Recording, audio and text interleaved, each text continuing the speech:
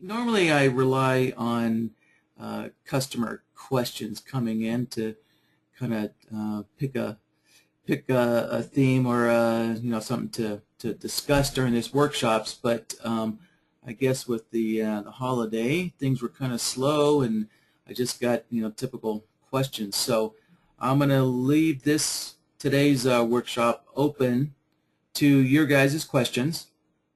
So I'll get started with the first question that came in here.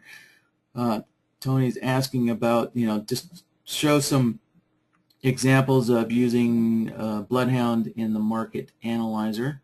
And it looks like Jeremy did a quick thing not last Friday, but 2 Fridays ago. So, all right, with that, let's see. I'll minimize these and pull up a market analyzer. Now I gotta say, I am a little rusty on this. I don't get asked this very much, so forgive me if I do look a little rusty here. Let's see.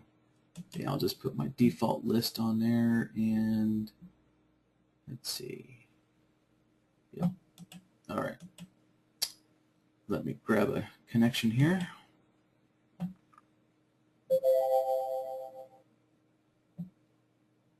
All right, great. We got some data coming in. And so to get Bloodhound on your market analyzer, Bloodhound, it's easy to forget, but because Bloodhound looks so fancy, but Bloodhound is just an indicator. As far as NinjaTrader is concerned, Bloodhound is an indicator. So we want to add an indicator to the column. So click on New, and you'll see that it defaults to the ADL indicator, which I think is NinjaTrader's first indicator, alphabetically. All right. So let's see, data series. So essentially, I think it's best if you just kind of work from the top, work your way down. So let's set up some bar types here. How about if I'll put it on a Renko bar, and I'll put it on a 5, down a 5 brick. And let's see, a 5 brick, yeah, a 5 brick I think will work good for most of these instruments here. Let's see, number of look back bars, I think 50 is typically plenty. I think you need to match up the look back bars with your system. So you kind of have to know how many bars your system's looking back. I don't think there's that many systems out there that look back more than 50 bars. Right? Typically, I think most systems in helping customers probably look back no more than 10 bars. So I think 50 will work fine for most people. Let's see. Calculate on bar close. Yeah, we'll leave this to calculate on bar close. Actually, I'm going to set that to true. So having calculate on bar close, having it set to false means that NinjaTrader will be calculating everything involved here on every incoming tick. So you can imagine if you got a lot of instruments, imagine how many incoming ticks, how much volume is coming in for every single instrument, and NinjaTrader has to try and calculate Bloodhound for all these instruments, for all the solvers in your Bloodhound template on every single incoming tick. So setting this to false, you would really need to have a really fast computer in order to handle that. So I would suggest leaving this to true. And let me pull up a chart here. So that's the same setting as, oh shoot, I have this window open. Oh, okay, darn. I can't get to the, I was trying to pull up the indicator window to show you that this parameter is also found in the indicator list of parameters, and that's how most people understand this, but we'll have to skip that. All right, background color looks good. Label, all right, I'll change the label later. Maximum look back bars. I think I haven't done any thorough testing on it, but I would set this to infinite. So when Bloodhound runs on your chart, it sets this setting to infinite when it's on the chart. Bloodhound needs to look back through the entire chart. So this is a CPU saving and memory saving feature that NinjaTrader implemented with NinjaTrader 7. So NinjaTrader 6 and 6.5 did not have this feature. Basically, it was always set to infinite.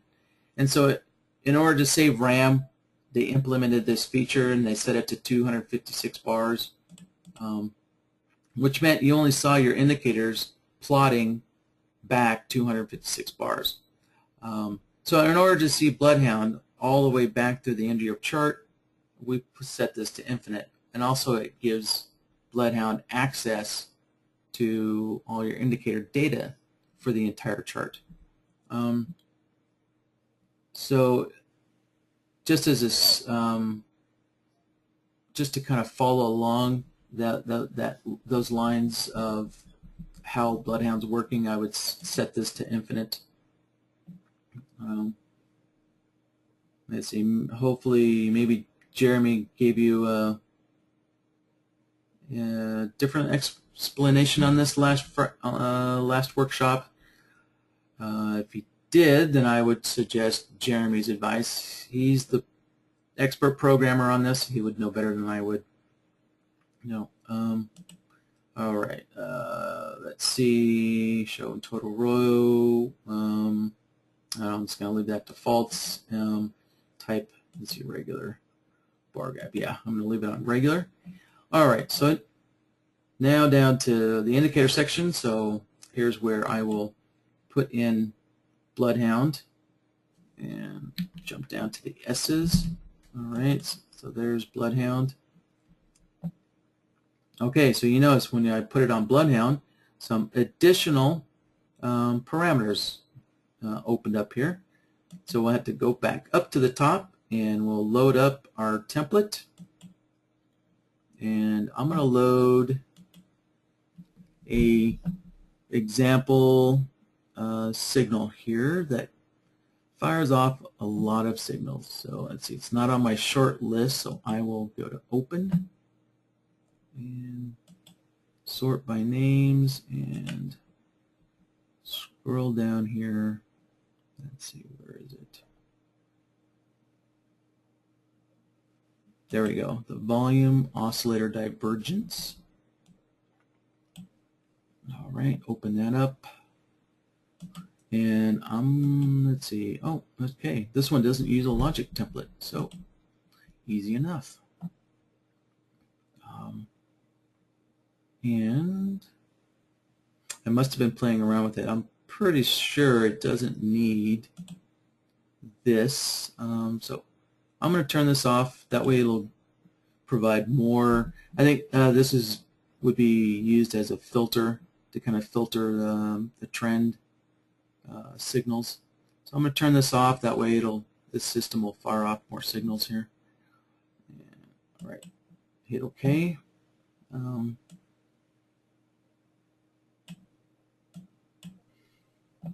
All right, compare, yeah, we'll leave that one on false. We don't want a sound. Racing stripes, well, it's not going to do anything in the market analyzer.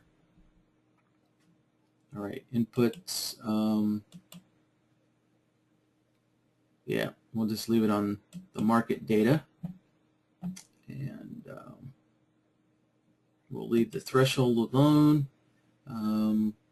Okay, so now here's something to pay attention to. So the plot, right? So with Bloodhound, let's see, is it going to allow me to?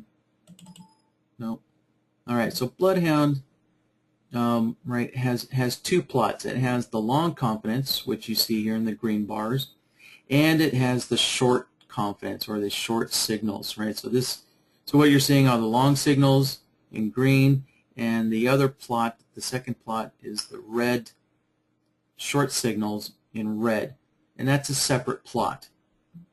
So we're going to have to add Bloodhound onto the market analyzer twice for each plot. All right, so we'll look at the long plots first, and let's see. All right. Next, let's see. We don't want an alert. Yeah, I think we want a cell condition. So go into the cell condition, and I'll create a new condition. And the condition is going to be, essentially, I'll set up a condition that matches our threshold. Right. So what we're looking at is, oh, I can't bring my chart up. Well, we're going to look at the value of this bar plot, of this bar type plot. All right, so this Bloodhound's output ranges from 0 to 1 on the long side. And so what I'm interested in is I'm going to set this up to be, we're looking for the long confidence to be greater than or equal to, and I'm going to put 0.8. And I'm going to use 0.8 just because it matches our standard threshold value. Right, so we have a long threshold value here of 0.8. And let's see, so when that occurs, let's see, let's put up a piece of text that says, let's see, long signal. And yeah, we'll just leave it at that. And let me hit apply. All right, so we got our long side on there. Oh, let's see. I said I was going to get back to the name. So let me get back to the name, the label here. Here we go. Here's the label. All right, so I'm going to change this label so it's more meaningful to me. So I'll just put Bloodhound on here and erase everything else. So Bloodhound, and this is my long side. And let's see, I'll also put on there the system, or the Bloodhound template name. So I'll call it the volume oscillator. Well, divergence. All right, hit apply, and there you go. So now you'll see it puts a more meaningful name for me up there. And you can also see it's also outputting the plot value, right? So the long plot value, you can see it's ranging from 0 to 1, and you'll see we're getting values that are ranging from 0 to 1. So, all right, so we have the long side done. So now we're going to have to add another indicator to our column list and set this one up for Bloodhound as well. Let's see, I did it to a rank of 5. All right. So let me set these up the same. And I'm just going to kind of go through this a little quicker here. Let's see, change that to infinite. And all right, put this on Bloodhound. And let's load up the, yeah, there we go. Okay, great. So, yeah, just a little mental note. You probably noticed, hopefully you noticed, that remember when I first loaded up this template, the 15-minute chart was checked, right? And I unchecked it previously and then hit OK. So what that tells you is every time you close the Bloodhound interface, it saves back to the file, right? So when I created, this first column here, and I turn this off, and I hit OK, it saved that setting back to the file. So, please just be aware, Bloodhound's always saving your work every time you close the interface.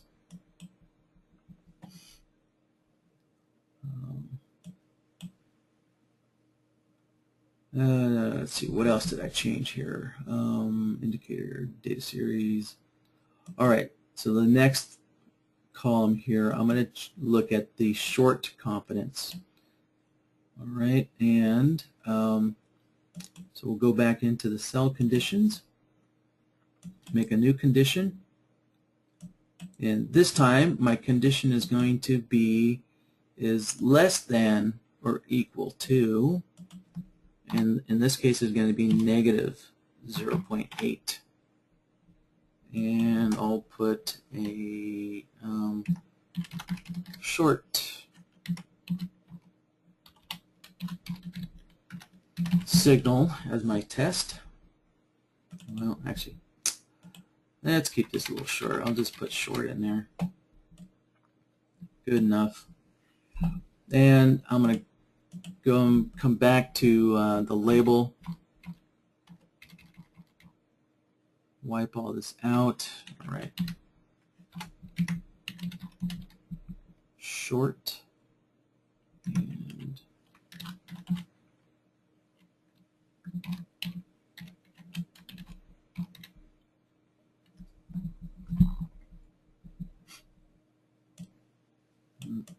I'll just apply it on there first, and let's see what we get. Okay, great. And, oh, look, we already got a short here. So, great, we got a short here. All right, here, some other fun things to do. Let's also modify the colors here. So let's do something that will catch our attention.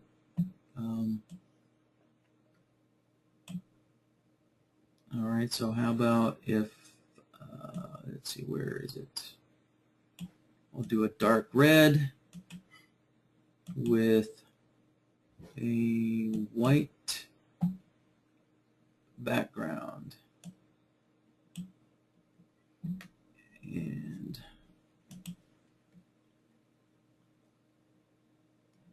so there you can see now the short is highlighted with this red.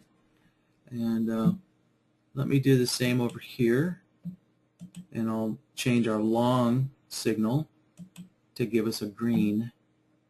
And here, how about I'll change the text here so it just says oops, long. Then we'll make the background a dark green. So let's see, there's a dark green, and we'll make text white. So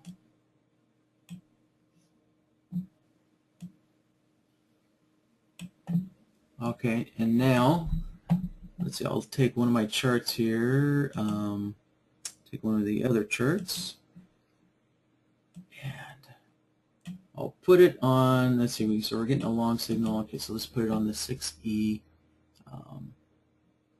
Actually, let's see, I'll load up a chart template. And let's see, hopefully I have that chart template on here. And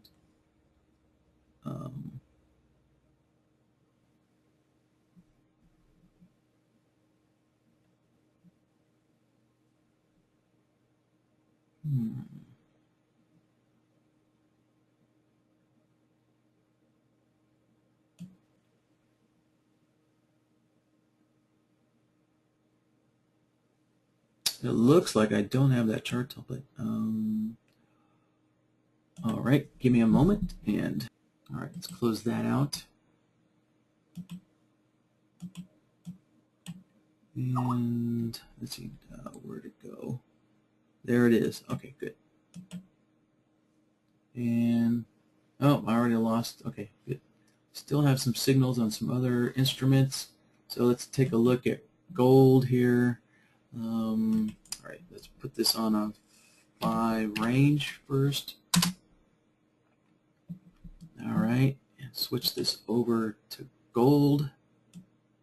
Let's see, it's the 8-13 contract. Yep. Okay. And let's see here.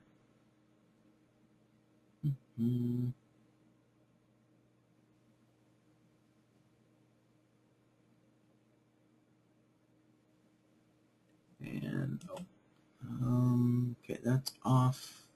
And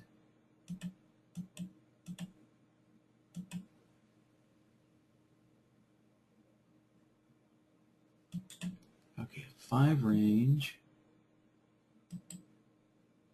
And I suspect something is slightly different between the two. So that's, oh, Ranko. Okay, yep. All right, so we need to put this on 5 Ranko. Invalid. Oh, wait, 5 RE. There we go. Okay, so 5 RE is the 5 Ranko. And, oh, shoot, I was too late. We lost it.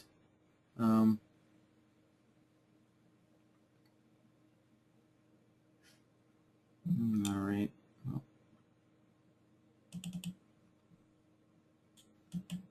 okay, that's set defaults. All right, let's take a look at the FDAX. Let's see if we get that short. And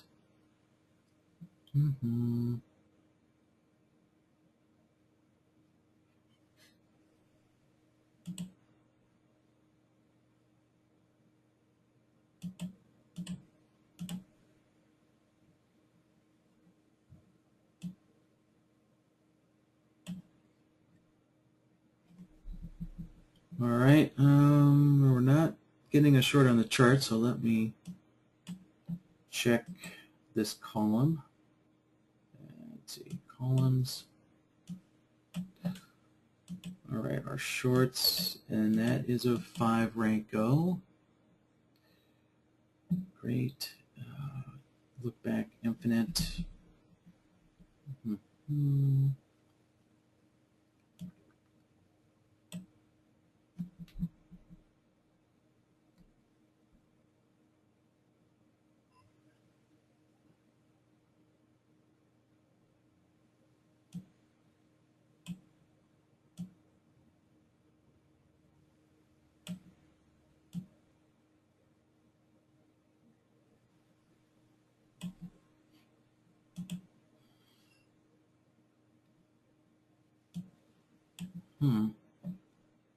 Well, this is definitely showing how rusty I am on using the market analyzer. And let's see. Oh.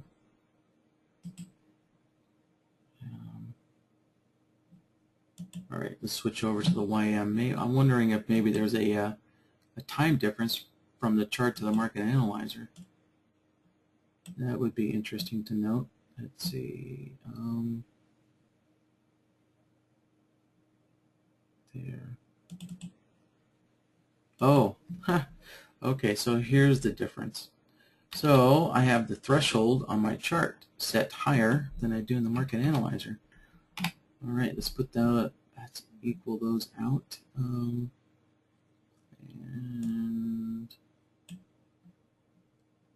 so, okay, there we go. All right, okay, let's look at the 6E now. And, well,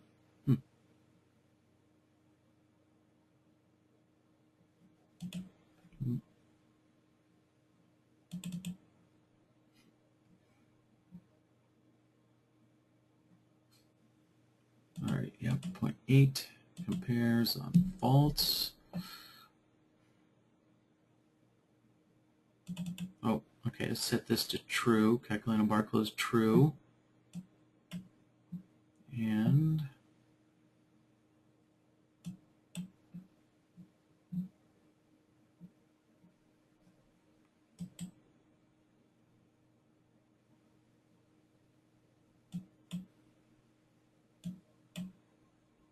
so with so many things going on, definitely can be tricky, making sure that everything matches up the same, that all your settings are the same, that all your settings are the same, you know, when you're comparing two different things here. All right, so I want to check, calculate on bar close. Oh, that's on false. I wanted that to true. Yeah, this one's on true. Okay, this one's on true. All right, infinite, great. Threshold's 0.8. All right, closing price. All right, let's go back to the YM. Okay. There. All right, we got a matchup. And let's see, he's trying to find the next one here.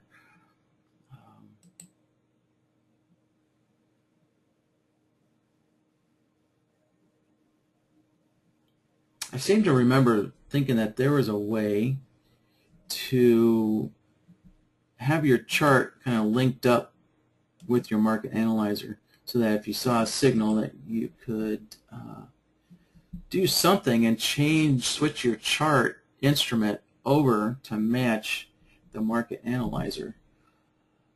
Let's see, auto sort, follow row. Well, I'm not seeing anything. Use linked tables. I figured somebody knew. Use linked tables. All right, so let's set this to blue, and we'll set this to blue, and great. Thanks, guys. All right, so I'll click on that. Let's see if I click on the NQ. Yeah, there we go. See, now it changes my chart to NQ. All right, so a little bit of a NinjaTrader lesson there. So, all right, cool. Okay.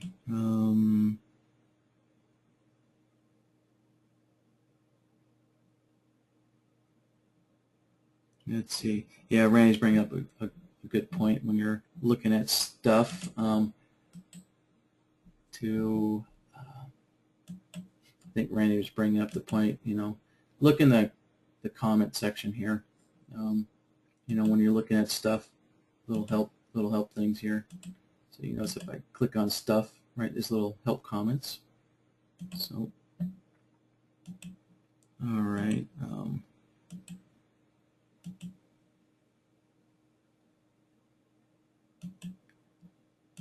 All right, I'm just kind of clearing out some you guys screaming at me, use the link function.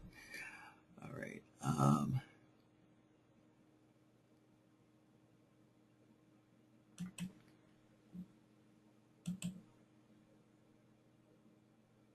All right, Tony's asking me to save these template files. So I will do that here, and all right, let's see. Yep. So we can save a market analyzer template file, just like you can save a chart template file. So let's save this, and right. Oh yeah, I already had one saved up. But let me put. Let's see. Let's see. Okay, the Bloodhound.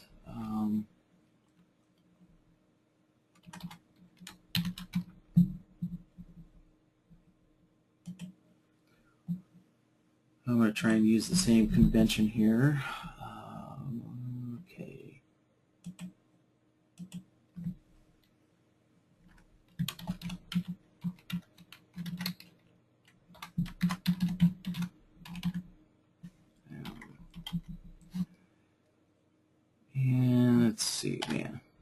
Already July. Already July. All right. So there's our typical naming convention. However, I do need to differentiate it from a Bloodhound template file. So let's see, what should I do? SI. All right, so I'll put MA for Market Analyzer in there. Yep. So when I save, I can't right-click, but when I save chart template files, I always put the word chart in here. So for example, so we're looking in my documents, and this is my NinjaTrader 7, and then we're looking in the templates folder, and then we're looking in charts. So these are all of the chart templates that I've saved, and you'll notice that I always put, for Bloodhound stuff, I always put the word chart in the name, so that way you know that it's a chart template and it belongs in the chart folder versus a Bloodhound template. So the Bloodhound templates, just name it whatever it is. But if it, and you can see, right, it's an XML file as well. So there's really no way to know the difference between because the file types are exactly the same. They're both XML files. And so the same with the Market Analyzer. In fact, all of these template files are all the same. They're all XML files. But of course, they're not interchangeable. Right? So, yeah, so like here, I did the Bloodhound Classic stock signal, and I used MA for the Market Analyzer, and I didn't follow through, and I didn't put MA for this one. So, all right, so as I save this, now there you go. You see it shows up in the Market Analyzer folder, right? So you'll have to put this MA file in the Market Analyzer folder.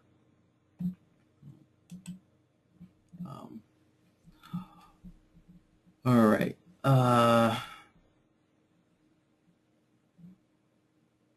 So, yeah, all right. Randy's bringing up a good point. MA is typically used for moving average. So, let's see. I like to keep the names as short as possible. So let's bring this up again. Do a save as, and because you quickly run out of room here. So Randy's suggesting using Market Analyzer, so that's 5 letters, and yeah, so this is kind of why I don't like to do that. Chart was kind of stretching it because I can't see the last two.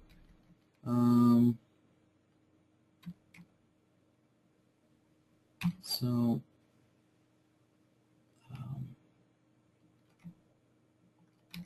the same time, I like to use abbreviations that make sense.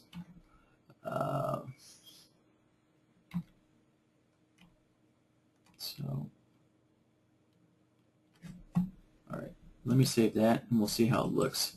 So my concern was when I pull up, so when I want to load it, so I want to bring up the list to load, I want to be able to see the whole name. Oh, okay, good. So I can see the whole name.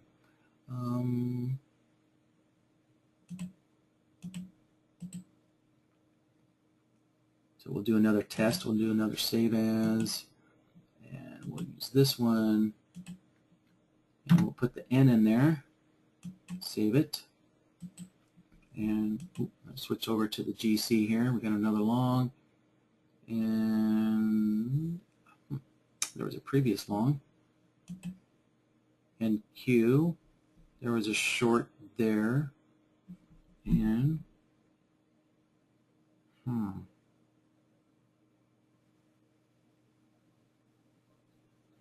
yeah, it kind of seems like the Market Analyzer is running a little behind.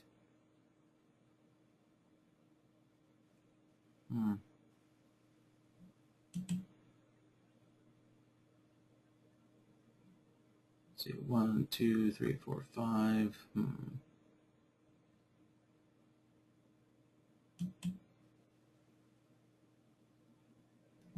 Let's see, 1, 2, 3. All right, I'm going to keep an eye on this and try and see when this short drops out, and see if it has something to do with the number of bars. All right, so anyways, back to the naming convention. Oh, I want to see what it looks like when I use the load, see if I can see all the characters. So, all right, great, yeah, so MKT and shows everything up. All right, so we have a winner. All right, so I'll delete that one and delete that one. All right, so we have a market analyzer template file there. Okay. And we got another short on the NQ. Great. Okay.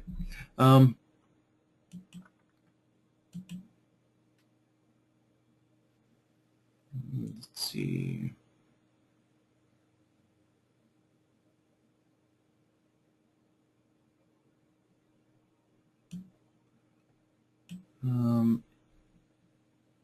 Sif is asking into where do you find the T3 Revolution XML file? So if it's anything regarding the NextGen stuff, contact NextGen for their template file. So John Novak of NextGen, he's building his own Bloodhound template files for you NextGen customers. So if you don't have his template file, then I would contact John or his support people and ask them to send that file on to you. But you should find it. Let's see, wrong one here.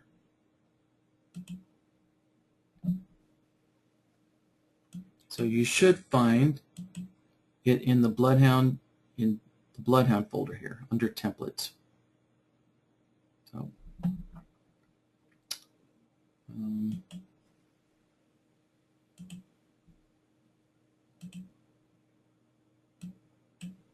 all right, I'm just kind of clearing out some suggestions here.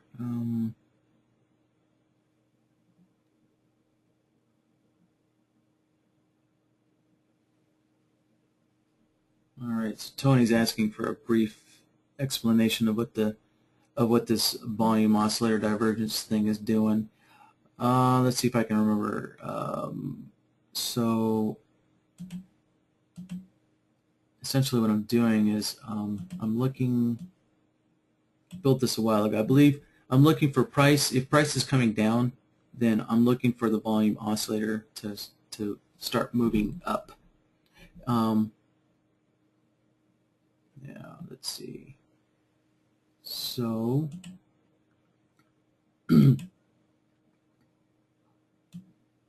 so you'll see here I have the closing price. So I'm comparing the close of 1 bar ago. Yeah, all right, so this, I'm looking at the closing price, the current closing price compared to the closing price 1 bar back, and I'm making sure, you know, that it's going in one direction. And then on the volume oscillator, I'm doing the same thing. I'm looking at the volume oscillator value of the current bar with a displacement of 0, and I'm looking at the displacement of 1, which is the previous bar back, and making sure that it's going the opposite direction. So I'm looking for price to come down versus the volume oscillator moving up. And I can tell by looking at the names that I'm comparing 3 bars back. So this 1 here, this 1 in the name, means I'm This is probably looking at the current bar and the 2 in the name here. I can see I'm using a displacement of 1 and a displacement of 2, so that means I'm kind of like looking 2 bars back. So these 2 solvers are looking 2 bars back, and these 2 solvers are looking 3 bars back, right? So I have a displacement of 2 compared to displacement of 3. So I'm looking for 3 bars, and then I also have an inflection. So I'm looking for, also looking for price to reverse, a reversal point of some sort. Yeah.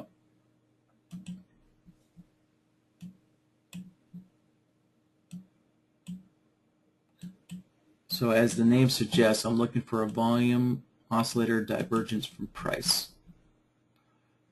So let's see here. Yeah, so as the volume oscillator is moving up, I'm looking for price to come down, and then I'm looking for a reversal. However,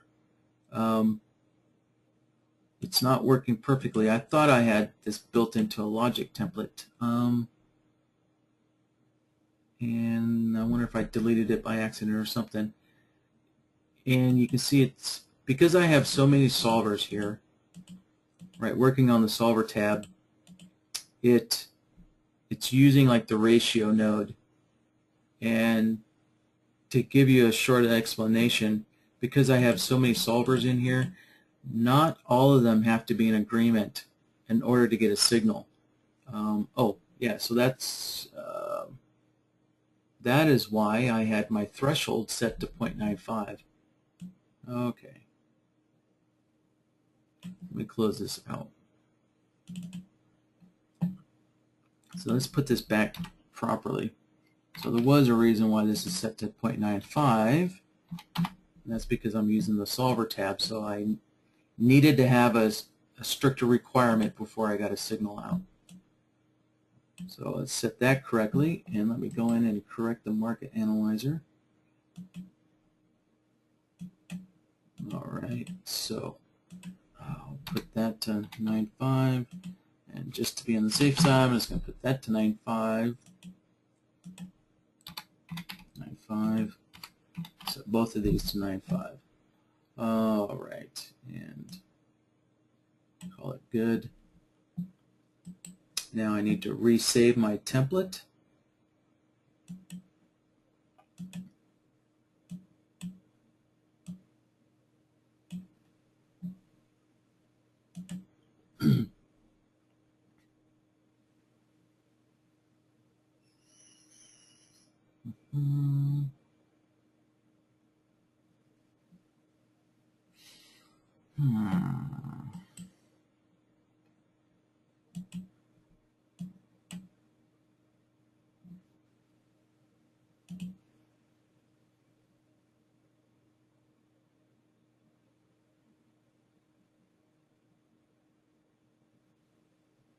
All right, I'm still just wondering why the market analyzer doesn't seem to synchronize with the chart. It's really weird. Yeah, okay, Ranko 5.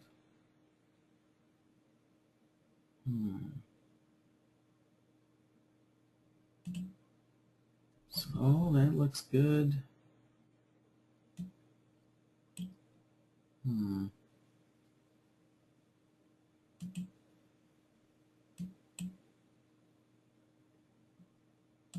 Let me just check this template file here. All right, everything's turned on. And no logic template.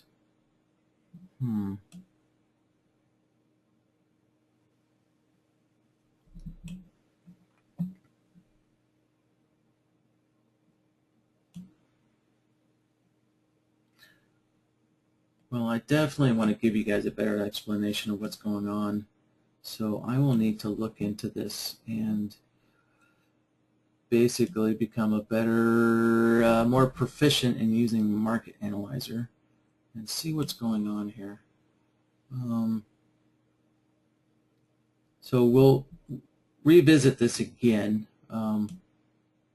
And so that way I can give you guys a good explanation of what's going on and why things do not appear to be synchronizing.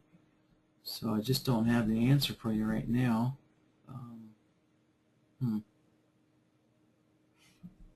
But in essence, that's how you would use Bloodhound in the market analyzer.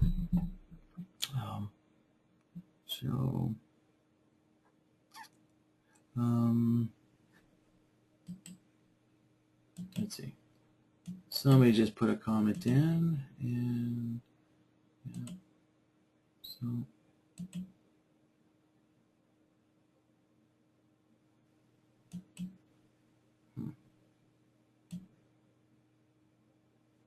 okay.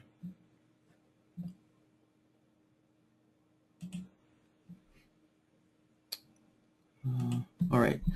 So let me try and get some other questions answered here.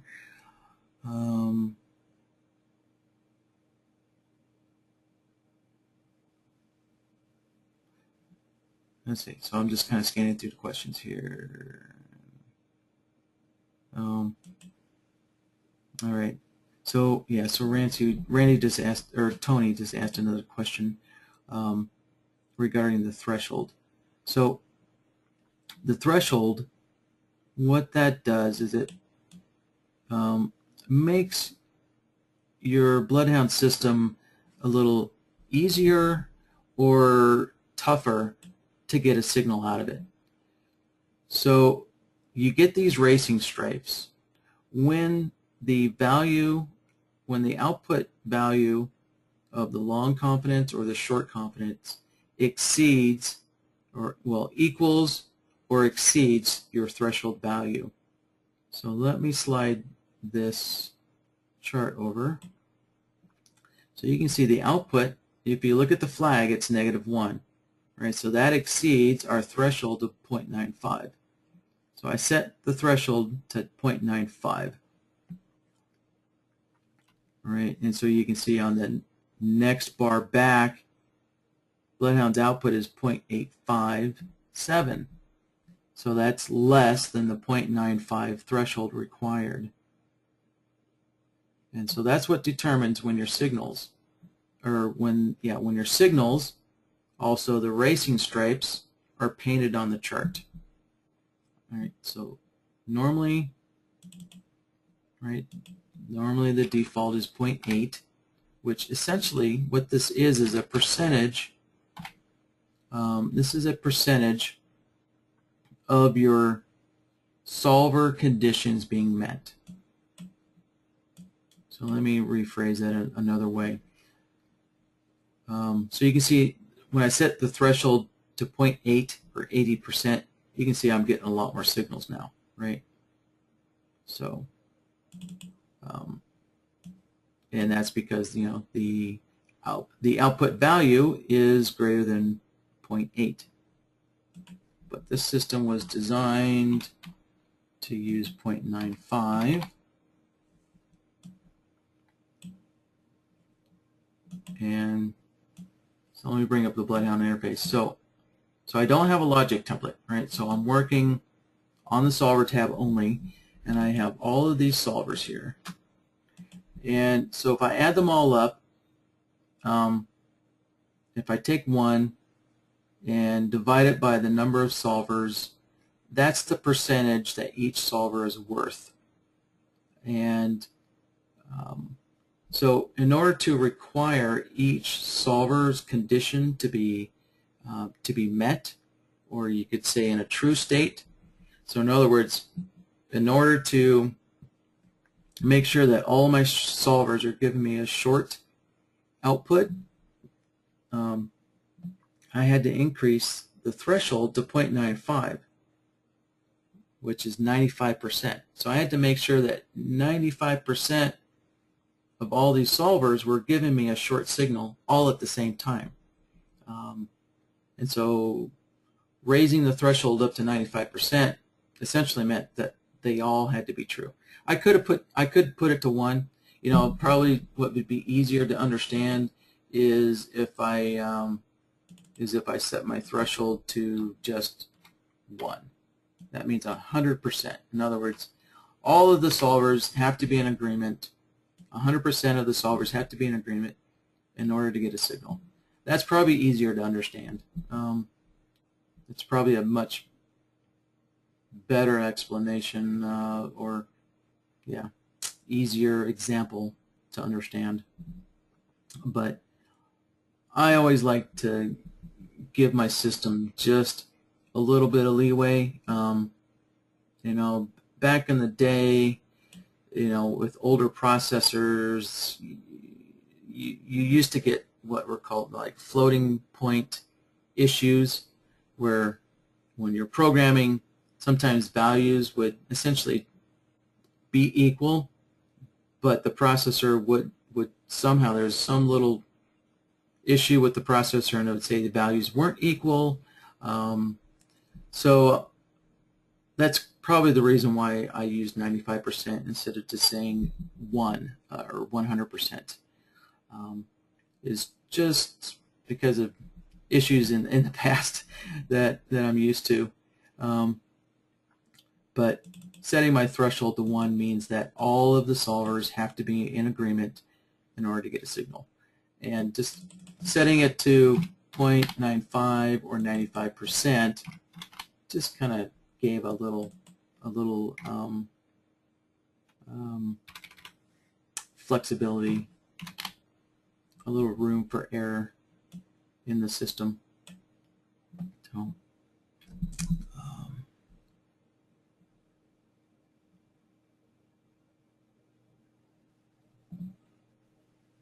So, all right, great. And all right, so I'm going to go back up to the top here and look for some of these other questions that came in.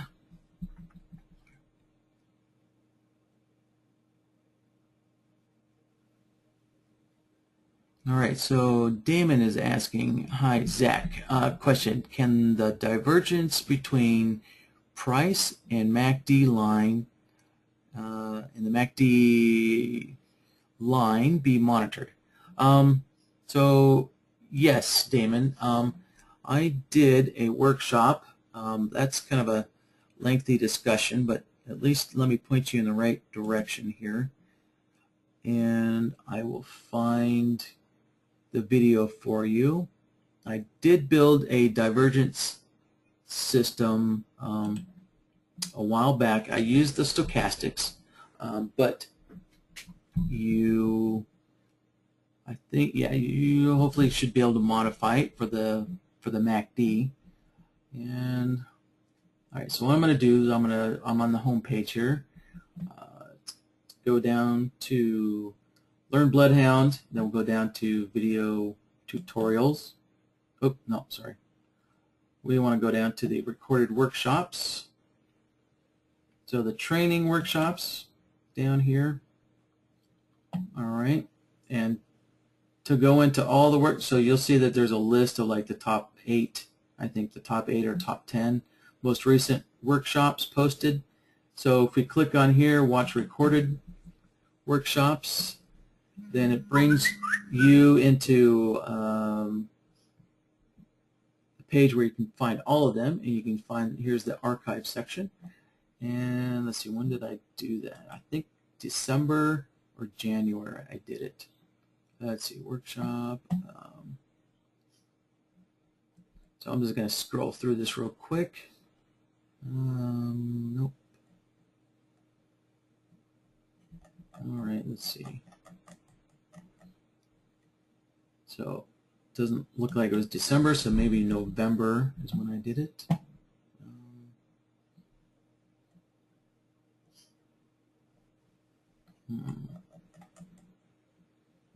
All right, let's check October.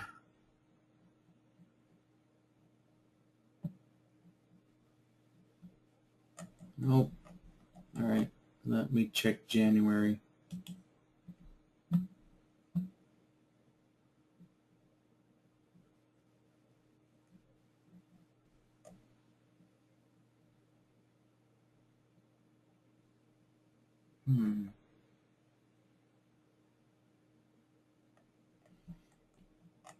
All right.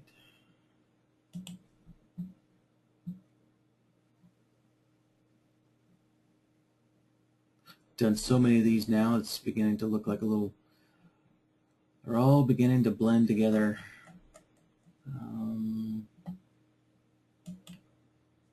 Maybe I did one in September.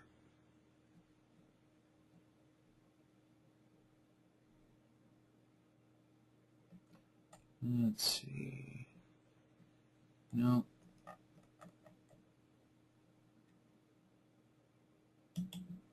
All right, I'm going to check March here.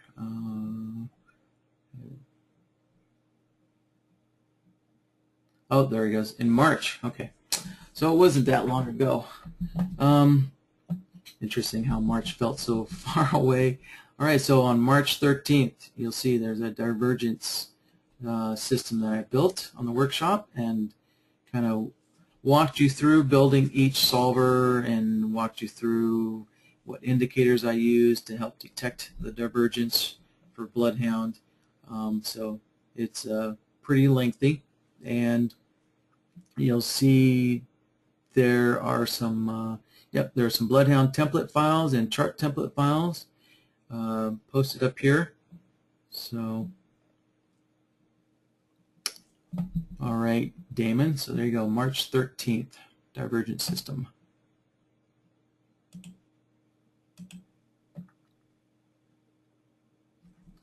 Let's see. All right.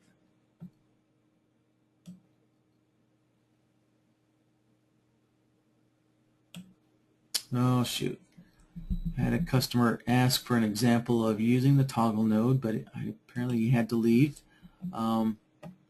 So I do have several examples of using the toggle node, and those are more recent. So let's see, let's look back in June.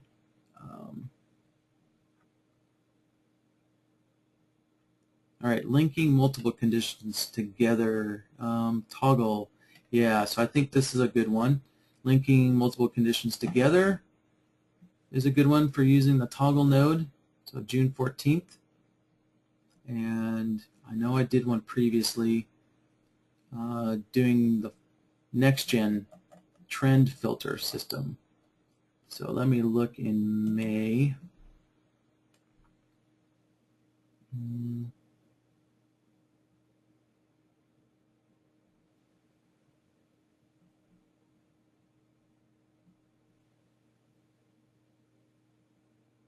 Oh, I think this is a good one too. Let's see. Toggle. Yeah, I think this is a good one. So preventing a trend fake out and using a lower time frame chart. So yeah, so there was two things I covered, but the first part, preventing a trend fake out, I believe I was using the toggle node. So that's another good example of using the toggle node. So May 17th.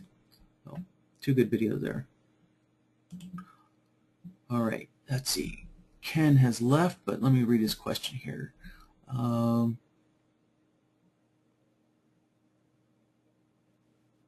okay, Ken was asking about the SI Renko.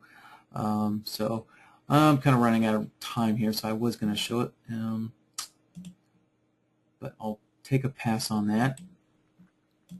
And all right, so Julie has a question. Can you show us how to enter price at key levels? Oh, Julie, that's a little vague for me.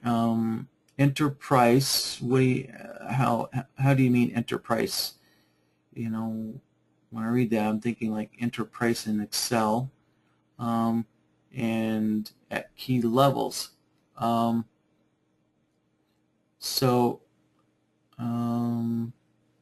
That's, I kind of need a little more explanation on that, Julie. So I guess the kind of quick thing I can think of is if you're wanting to know if price has penetrated a key level, and so if you're looking for price to be above or below a key level, then let's see, I would suggest using the threshold solver. So let's take a look here. Let me pick a price here. So how about $1.570? Yeah. So let me just pick 105.70, and I'll look for the closing price. So let's see. I could just put the closing price in there and be done with it. And let's say I want a long output when that occurs, and it's to get a better reading on this, I need to put this in twice. There we go. Because of Bloodhound's fuzzy logic, when I had a 0 at B, the fuzzy logic portion, essentially price was close enough to this price point here, this price level, that we were always going to get a signal triggered, because we were calculating, you were doing the fuzzy logic all the way from a price of 0 to 105. So to give a better output, we need to put this in here twice. And you can see, so our long output is when it's at 105.70 or greater, we're getting an output, and then when it's at 105.70, we have no output, and then when it's at 0, there's no output. So from 0 to 105.70, there's no output, but when it's at it or greater, then we're getting an output, and we can see from our chart here. So let me put a line on here marking our price point. So there's our price point, and we can see whenever the closing price penetrates it, we're getting a long output. So that's kind of one thing I can suggest for you.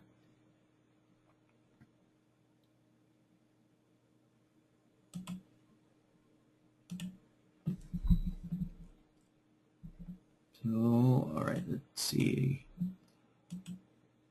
All right, so it looks like Julie gave me a better, another explanation here. So support and resistance on higher time frame signals for when price hits a key level.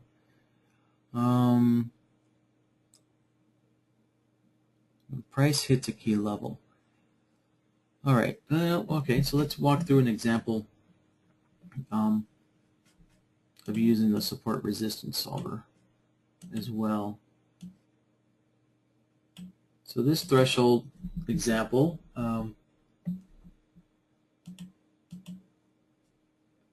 is, well, this is a very simple way of doing it. And let me add to this, add a little more complexity. So let me look for when the closing price is below 105.50. So, and right, 105.50, and I can't have a 0 in between. I have to be counting down. So I will put 105.60 in there, and 105.50, and then on my short output, I can put a 1 here. And let's see. All right. And let's mark this. Oh, yeah. So do I? No, I don't. So let me up this a little bit. I'll up my price point here a little bit. Let me make it like 52 cents. All right, 52 cents. There. Okay. So now with our closing price down here at 105.50, so now we're getting the short here marked. So that's one way. And let's use the support resistance solver there we go. Add that on here. I'm turning this one off. And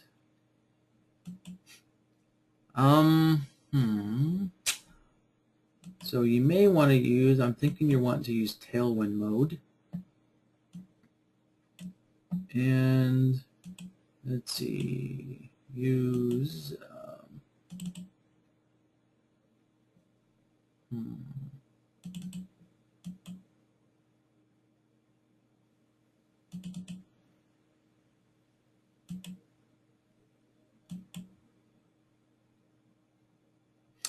So I know, Julie, I know there's some indicators out there that, because I wrote one and then I know a bunch of other people wrote the same thing, where it's just a dummy indicator that will plot lines on your chart for certain support resistance areas that you may get from other sources. Like maybe there's a website that publishes value areas, and so there's a couple of indicators out there where you have to punch in those price values, and then it just draws a simple line marker on your chart. So you could use that indicator, and with the support resistance solver, if you turn the use indicator on to true, right, then you could plug that indicator in here, and I don't have one of those on this system, so I can't actually show it to you. So you could use that with the support resistance solver, and essentially the way it would work is I'll have to set this to an absolute value. And so once again, let me put this price in here. All right, and something else I'm going to change. So our distance types, I'm going to set this to ticks because it's just easier for us to see visually, to see it in ticks. And so let's see, ideal distance, let's see, 2 ticks. I'm just going to throw some numbers in there and see how it works out. And okay, great. So you can see, let me back up here. So the absolute value I'm using with the support resistance solver is our 105.70, which is the white line here. And so you can see with our closing price, so right here's our closing price, it's actually 105.71, so it's within our 2-tick distance here that we specified, and it's giving us a long signal. And the short over here as well, you can see this short, the closing price on this bar, I'm sorry, this is an up bar, so the closing price on this up bar is within 1 tick of our price. Let me slide this down a little bit, and it's giving us a short because it's just below it. So the support resistance solver is another way, and there's even yet another way. I can use the comparison solver, and this might be a little simpler to understand using the comparison solver. So let me put, I'm going to put this on the closing price, and I'm going to set, so indicator A is we're analyzing price, indicator B is going to be our value area, so let me put once again 105.7, and then on the outputs I need to change the default outputs. So alright, so you can see here the default outputs is when price is below our value. Let me take this other line off. So when price is below the white line, we're getting short signals, and when it's above it, we're getting long signals, and when it equals it, we're getting no output. But probably what you're interested in is we need to turn our default outputtings off. And what you're going to be interested in is this neutral setting. So let me put a 1 in the neutral, a 1 in the neutral. So now you can see we have racing stripes when price actually equals, when the closing price equals this value area. Now we're getting an output from this solver letting us know that price is right on that value area. And we can create a range. So if I put two ticks in here on the small amount, so the small amount I put 2 ticks. So now this solver is going to be looking for price within 2 ticks. All right, so now you can see like this bar right here. We're 1 tick away, and it's still being marked. Same here. So we're 2 ticks away, and you can see it's being marked. The closing price is 1 tick away, and it's being marked. All right. And here, the closing price is too far away. Basically, I think it's 4 ticks away, and you can see it's not being marked. And then the closing price is right on it, and it's being marked. And this next bar, it's 4 ticks away, so it's not being marked. Right, so you can control how close price has to be in order to get an output from the solver, right? To have the solver notify you that price is within a certain range. And then, so if you have a number of value areas, right, you can just create a number of these.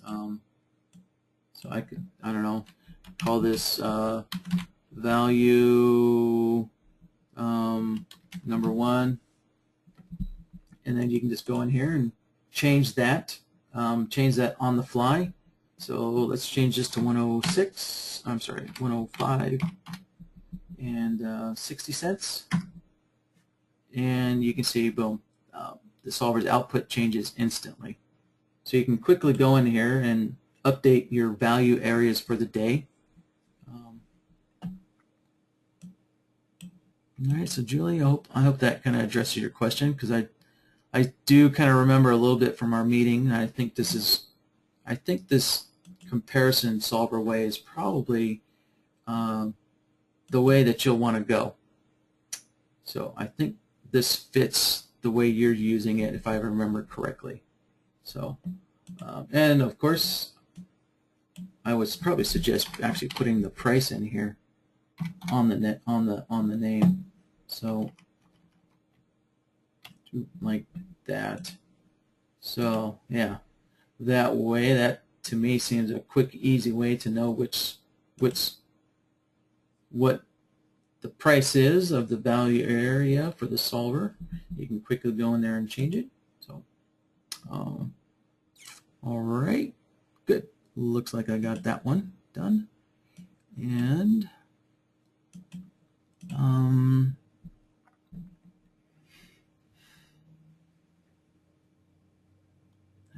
let's see here. All right, Sandra's got a question. All right.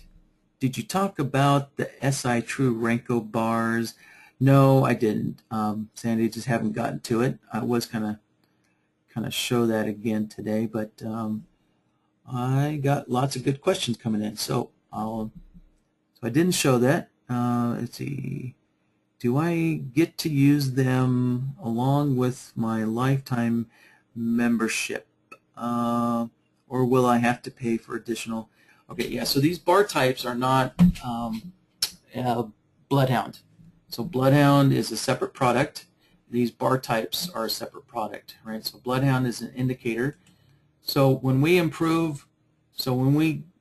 add improvements or additions to Bloodhound, you get all those included with your lifetime membership or your lifetime upgrade. what's the right word? Basically your lifetime license of Bloodhound. So you get all the updates for Bloodhound for lifetime license. So these bar types are not, they're a bar type. They're not an indicator. They're not a part of Bloodhound. So no, the bar types are a separate product. So they will need to be purchased separately as you need, as you choose that you need.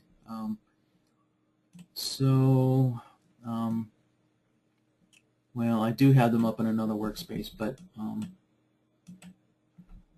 I'll show them some other time. So let's see, I've got lots of questions here. I want to try and get to as many as I can. It's 12 o'clock already. So, all right, so Tony's got another question here. Zach, I submitted a ticket on this question about making the comparison based on ratio.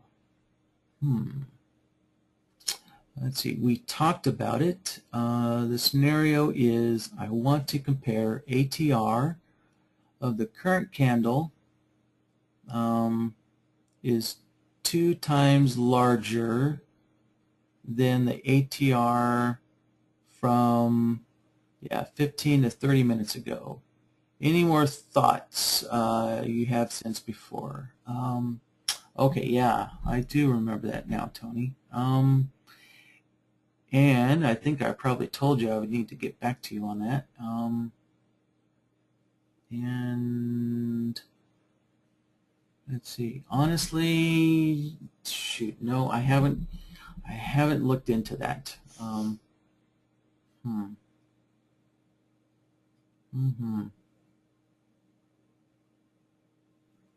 I'll have to look and see. Actually, Tony, I'm not sure if he did submit a ticket. I think he just mentioned it to me during our meeting. But I'll look through the tickets and see if it's in there. And I might have accidentally closed it. Since we did have our meeting, I might have closed that ticket by accident.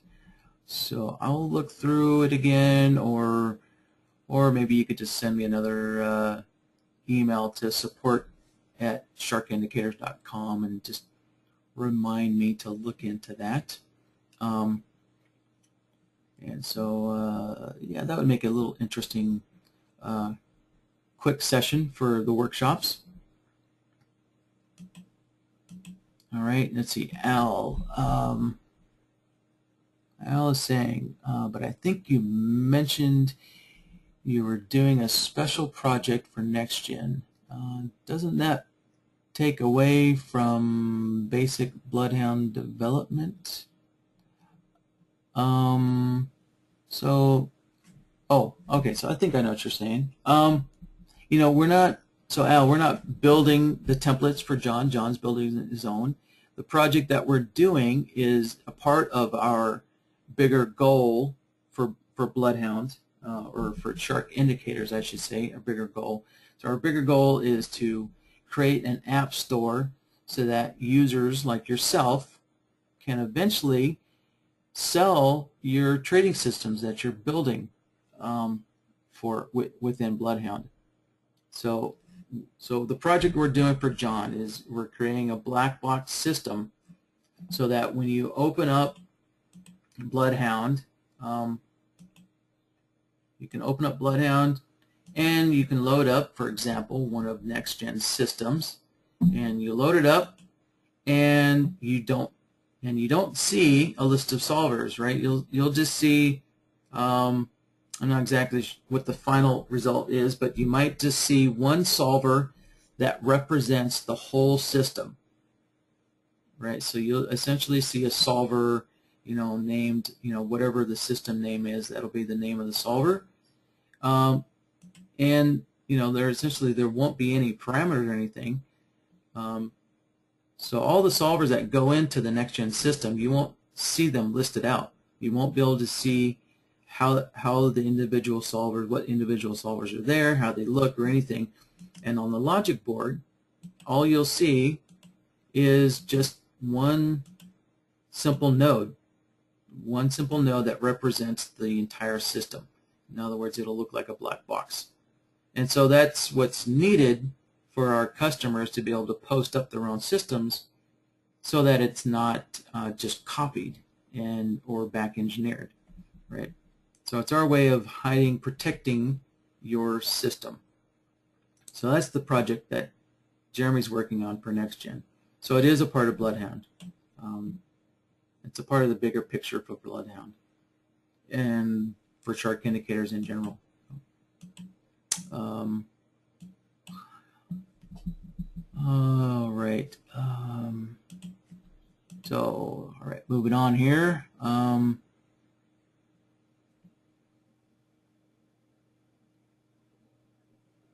so, all right, yeah, so Tony's saying that's right. So Tony is a programmer. I'm not sure he's a C# programmer, but he should be able to pick it up pretty easy.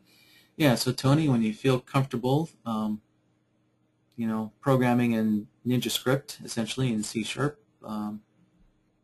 yeah, we can have that meeting.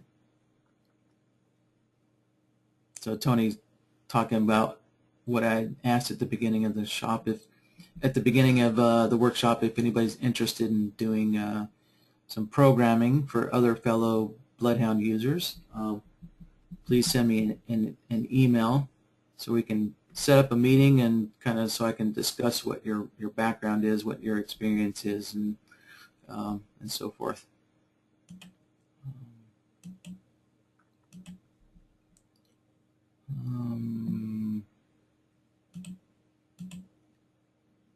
All right, so I'm just going to scan through these questions and comments. Some of them are comments and some of them are questions. So I'm just going to scan through here and take a look, try and weed out the questions.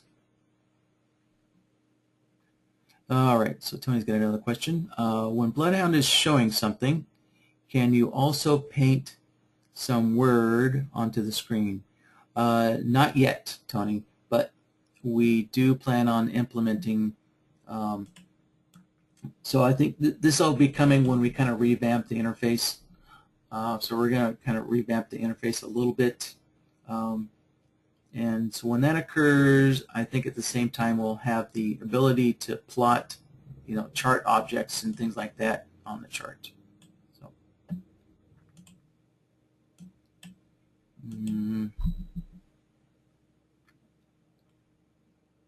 all right, so I'm just going to look through some more of these comments and questions.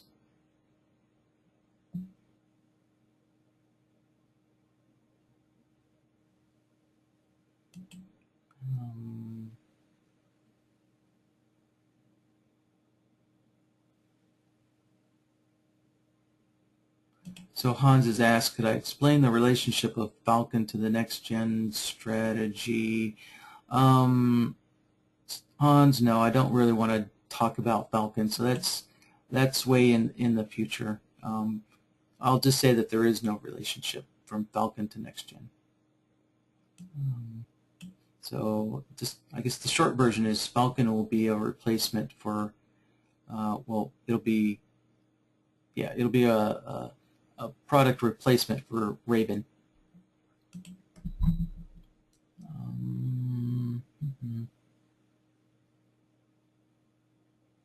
All right.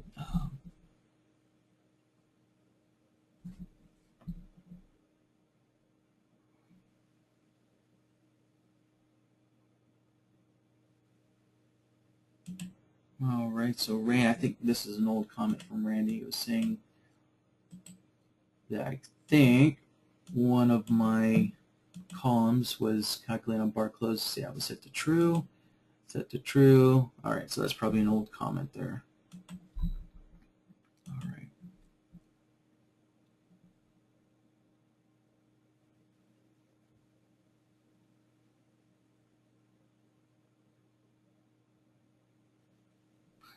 Let's see. So Ken is at. I think this is more of a NinjaTrader question. Ken is asking. Let's see. So he's saying now, Zach, that you have Bloodhound Strategy Analyzer for what you want. Can SI Raven be linked to those strategy for auto execution? No, Ken. I don't no, you can't link a strategy component. So Ken is talking about, so Raven is a strategy component on the chart, and so no, you can't link it to the market analyzer. The market analyzer is a totally separate component of NinjaTrader. So no, the two cannot be linked, at least as far as I know.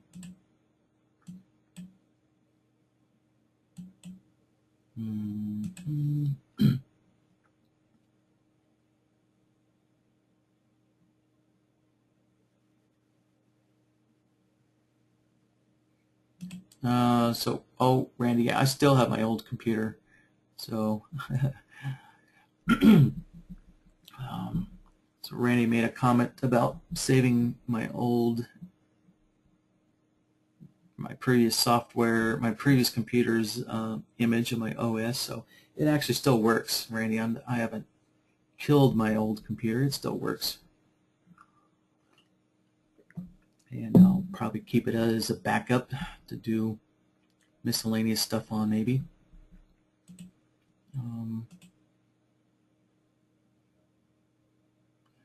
All right, so Tony's asking how many cores on the new computer.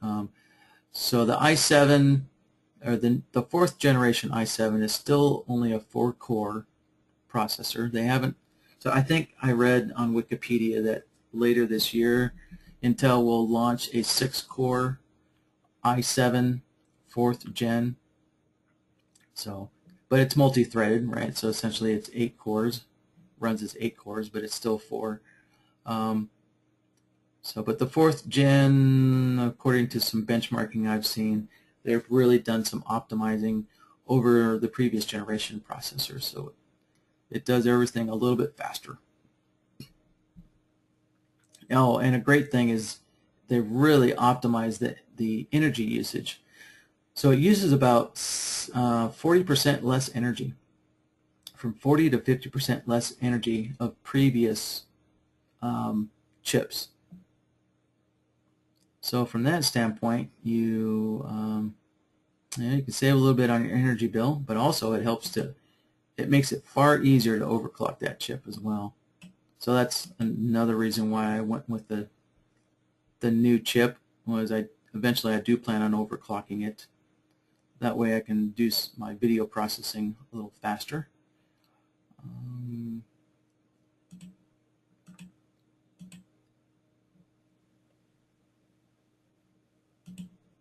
All right, looks like I'm getting towards the end of the questions here, which is great because I really need to wrap this up. All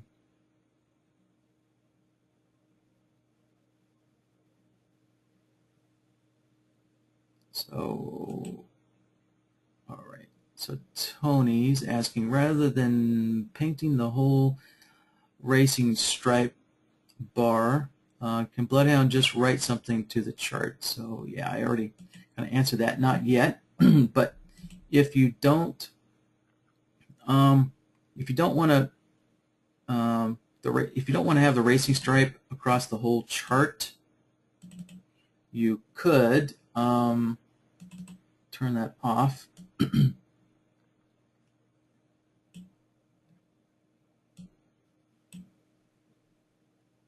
And you can see the racing stripe is only on the Bloodhound subpanel now.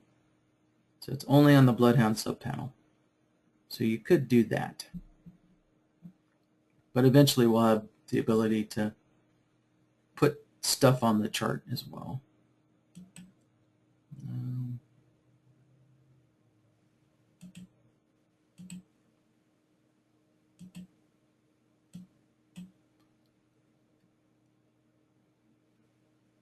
All right, so Tony, can you tell me a Big Mike divergence indicator available? You know, there's the, what is it, the D3 spotter divergence things. It's, you know, it's a divergence indicator kind of in the raw sense. I didn't find it very useful. So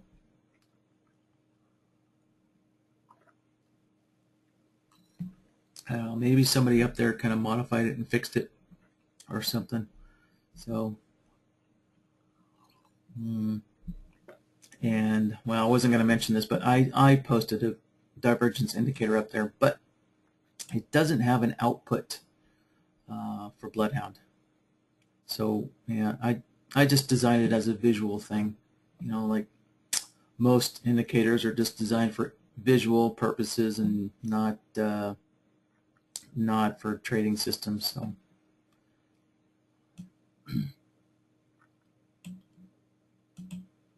Oh, Jeremy's probably going to hate me for mentioning this, but Jeremy is working on building a divergence indicator. So, but there's been bigger projects that unfortunately pushed it to the back of the list. So, so hopefully once Jeremy gets the black box done and Raven Plus done, then he can get back to work. You know, so I think the divergence indicator is kind of third or fourth on the list now. So it's still there, but it got bumped down on the list.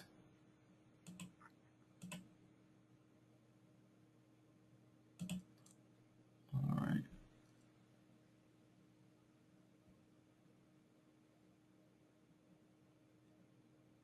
Yeah, so Al's asking, how come we don't have a simple index of all the workshops, regardless of month? Yeah, well, I would like to kind of redo the website, but you know, what we have is a template. Our website's based off of a template that was purchased, and it takes quite a lot of work to change it, you know.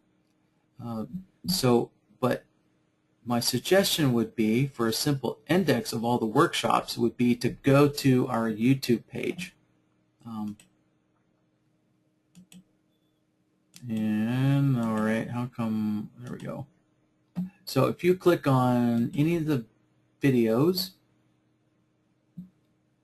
then you see YouTube, the YouTube player has this YouTube link on it, right? And that'll open up YouTube for you.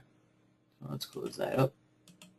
And when you're on YouTube's website, so here we are on YouTube's website, now you can click on our YouTube channel by clicking on the name there, and then that'll bring up all of the videos that we have.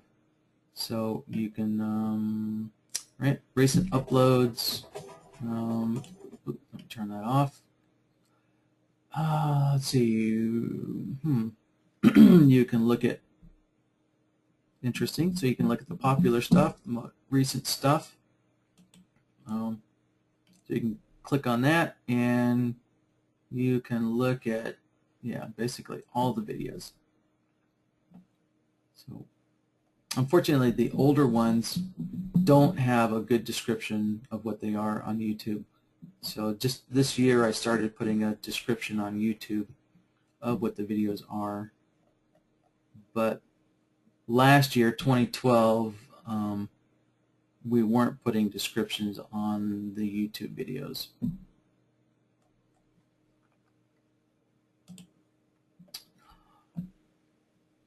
Let's see.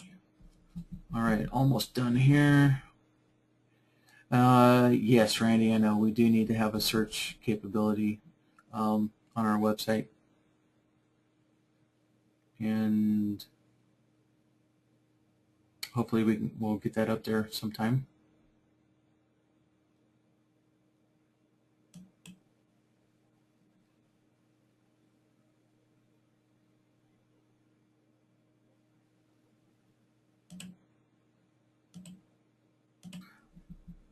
Well,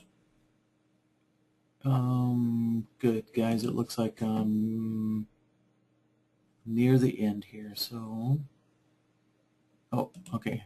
Looks like Hans has a question here. Let's see. Is there a way to mark the exact price on the chart? Dot instead of stripes at which a signal occurs.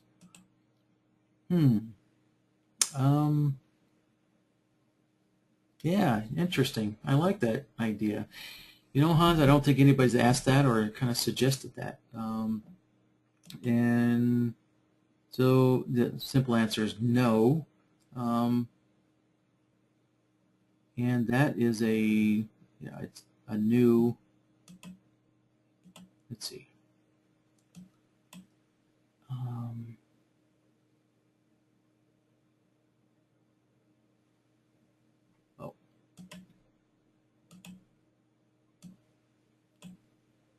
Okay, this is the chart I was looking for. Yeah, so I think Hans is asking, so to mark the closing price of the bar where a signal occurs. That would be pretty cool. I think eventually, Hans, when we do get chart markers and stuff, you will be able to set that, because obviously you have to tell NinjaTrader, you know, at what price to place the marker at. So we'll have to have, you know, some kind of input parameter that lets you specify, you know, at what price point, you know, to place a chart marker on your chart. So yeah, so you'd be able to, you know, place a chart marker exactly on the closing price, and then that would mark it for you.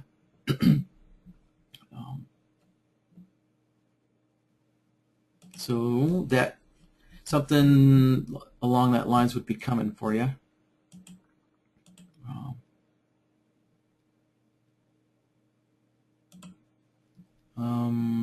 Let's see. So Sif is asking, where do you purchase them? So Sif, I got your question way too late, so I don't know when exactly you asked that question. So could you kind of let me know what you're asking about purchasing?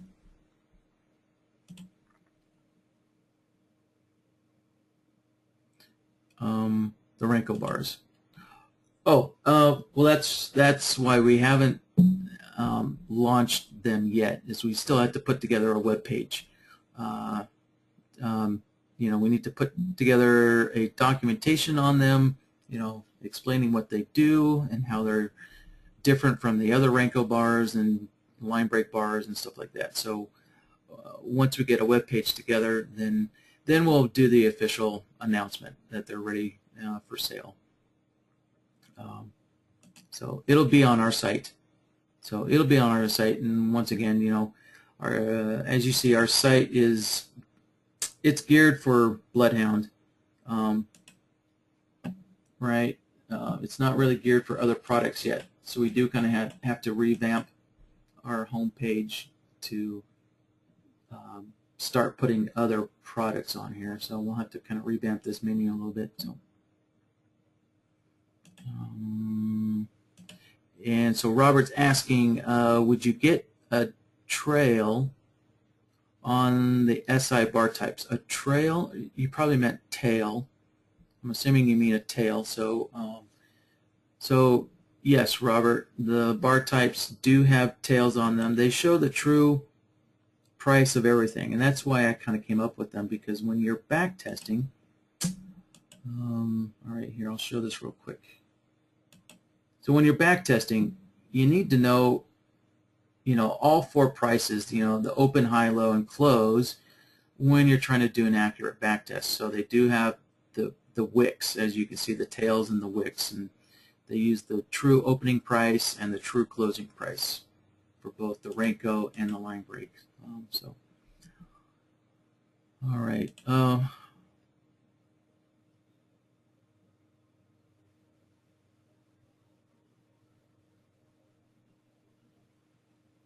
Randy's saying no output on your Bloodhound on your device. Well, Randy, I wrote my divergence indicator about 3 years ago, way before Bloodhound was even conceived of. So that was at least 3 years ago, and I just put it out there just as core code for people to play with and do what they want. And I just left it at that. All right, well, guys, I will leave it at that. So Alvin's asking what the price point will be. I don't want to say anything yet. You know, Jeremy and I kind of have agreed upon a price, so definitely existing Bloodhound owners, licensed owners of Bloodhound will get a discount on the bar types. Yeah, we've discussed what the price is, but I don't want to mention anything yet until we actually get everything up there. So, all right. Well, guys, I'm gonna wrap it up. So it's 12:25, and I gotta get going. So, all right. Thanks again, and just to remind you guys, if you have topics you would like to discuss on the workshops, that's what these workshops are for. They're really for your questions, and so I try and come up with themes when there's a lack of questions to cover. So if you do have a topic, please send your email in to support@sharkindicators.com, and maybe put on the subject, workshop topic, and kind of explain what you would like me to cover in the workshops, and that would really help me out. And please try and send them in by Thursday. That way I have Thursday night to kind of go over and at least rehearse it in my head as to what you want talked about. Basically, Friday mornings I don't have enough time to kind of look at the support email. So, all right, great guys. We'll see you next week. Bye-bye.